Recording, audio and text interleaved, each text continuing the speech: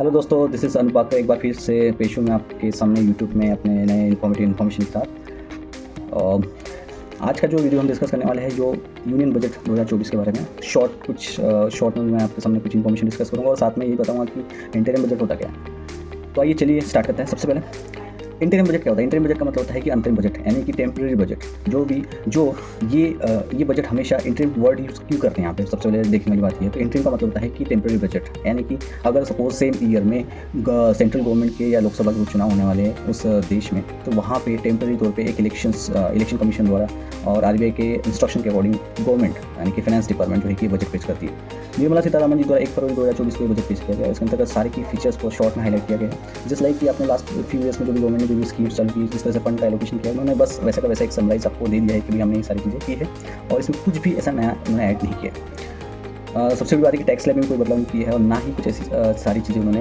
मतलब जैसे बोलते हैं कि पब्लिक को लुभाने वाली स्कीम्स की भी आने वाला चुनाव है, तो चूँकि सेंट्रल गवर्नमेंट बीजेपी की है तो हम आने वाले समय में ये सारी चीज़ें कर देंगे, ऐसा कर देंगे, वैसा कर देंगे, ऐसा कुछ भी नहीं हुआ।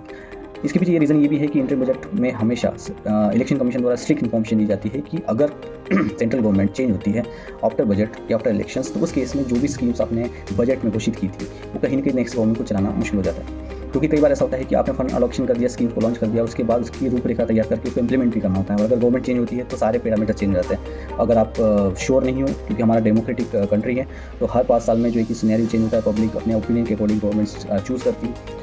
मुद्दे अलग अलग होते हैं, लोगों को क्या चीज़ पसंद आ जाए इसका कोई भरोसा नहीं।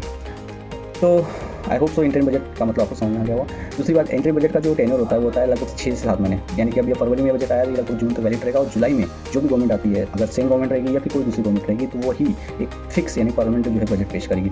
उसके अकॉर्डिंग सारे फंड एलोकेशन और उसके अलावा जो भी स्कीम्स है उसको लॉन्च किया जाएगा। फिलहाल आने वाले 6 महीने तक टैक्स स्लैब आपका वही का वही रहेगा। जिसने ओल्ड रिजिम सेलेक्ट किया तो ओल्ड रिजिम के अकॉर्डिंग टैक्स को वो पे करेगा, और जो न्यू रिजिम में सेलेक्ट इन्होंने किया है वो न्यू रिजिम के अकॉर्डिंग मतलब टैक्स पे करेंगे। तो आपके कन्वीनियंट के हिसाब से जो भी आपको आपने टैक्स स्लैब लिया है उसके अकॉर्डिंग एज इट इज़ आपको जो है कि कंटिन्यू करना है।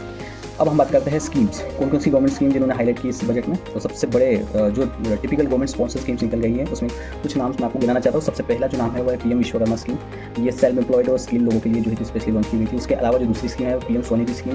ये सारे देश भर की स्थिति भी मंझोले व्यापारी तो नहीं बोल सकते, जो गली मोहल्लों में जो है कि सब्जी भाजी बेचते हैं, फास्ट फूड बेचते हैं, मतलब ठेले वाले लोग, सब्जी वाले लोग, फास्ट फूड आइटम बेचने वाले लोग, सिलाई वाले लोग, कपड़े वाले लोग, छोटे छोटे बुनकर लोग, इनके लिए पीएम स्वनिधि स्कीम करके लॉन्च की गई थी।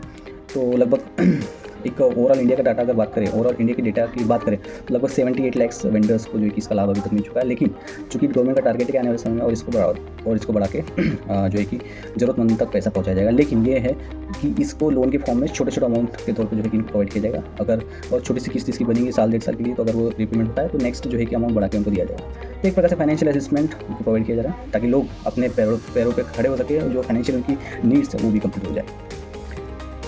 ठीक है। और इसके अलावा गवर्नमेंट ने ई सेक्टर यानी कि जो हमारा इलेक्ट्रिकल सेक्टर है बहुत मतलब धीरे धीरे बूम कर रहा है, इसको और ज़्यादा जो है कि फंड एलोकेशन की बात की है। तो आने वाले समय में जो भी बड़ी बड़ी ऑटोमोबाइल सेक्टर की कंपनियाँ, जिसमें टाटा मोटर्स हो गया, होंडा हो गया, नेक्सान हो गया, मारुति हो गया, रेनॉल्ट हो गया, ये अपनी ई व्हीकल्स को लॉन्च करेंगी। चूँकि अभी कर ही रही है, लेकिन इंफ्रास्ट्रक्चर महंगा होने की वजह से उनकी लागत मैन्युफैक्चरिंग कॉस्ट बहुत ज़्यादा आती है। तो आपको जो है कि व्हीकल्स जो है वो इनिशियल बहुत कॉस्टली पड़ रही है। तो आप स्टार्टिंग में कभी से अफोर्ड नहीं कर सकते, लेकिन जैसे एक ज़माना था कि जब एंड्रॉइड फ़ोन बहुत महंगे आया करते थे, उसी तरह से धीरे धीरे उसकी जो है कि सप्लाई और डिमांड का रेशो मैनेज हुआ और वो आज ऐसी स्थिति है कि सभी के पास स्मार्टफोन है।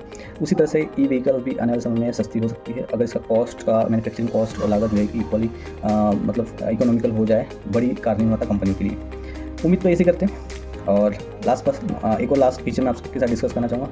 वैसे तो बहुत सारे पॉइंट्स हैं, लेकिन ये मुझे इंपॉर्टेंट लगा कि जो आपका वंदे भारत ट्रेन है उसमें जो है कि जो बोगीज़ हैं, ये जो नॉर्मल अभी ट्रेन चली है बोगीज़ को कन्वर्ट किया जाएगा वंदे भारत ट्रेन के अंतर्गत। उसकी जो बोगीज़ की जो फैसिलिटीज़ है उसके अंतर्गत, तो उसमें और एक्स्ट्रा आपको जो है फैसिलिटी प्रोवाइड की जाएगी। स्टार्टिंग में कॉस्ट थोड़ा ज़्यादा आएगा, लेकिन लग्जरियस फीलिंग और उसके साथ साथ कंफर्टेबल जर्नी आपकी होगी और स्पीड भी ट्रेनों की बढ़ाई जाएगी, ताकि आप कम समय में जो है कि मतलब समय का ध्यान रखते हुए बड़ी दूरियाँ कम समय में तय कर सकेंगे। सो ये सारे फीचर्स थे। आई होप आपको मेरा ये वीडियो पसंद आए। आगे और ऐसी इन्फॉर्मेटिव वीडियो के साथ मैं आपके सामने पेश हूँगा। तब तक के लिए इजाज़त दीजिए। Bye bye, take care.